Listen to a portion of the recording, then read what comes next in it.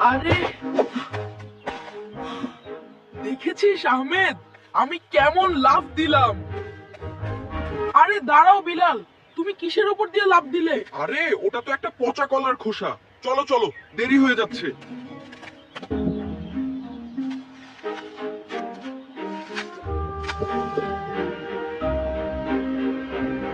ইস, তুমি ময়লা ধরলে কেন? জামা নষ্ট হবে না ভাই।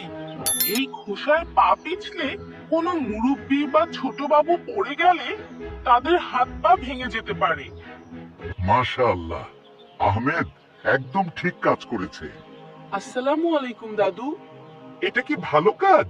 ওয়ালাইকুম আসসালাম।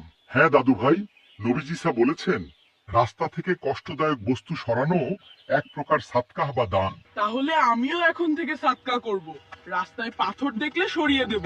চলো, এখন আমরা দুজনেই সাদকা হিরো।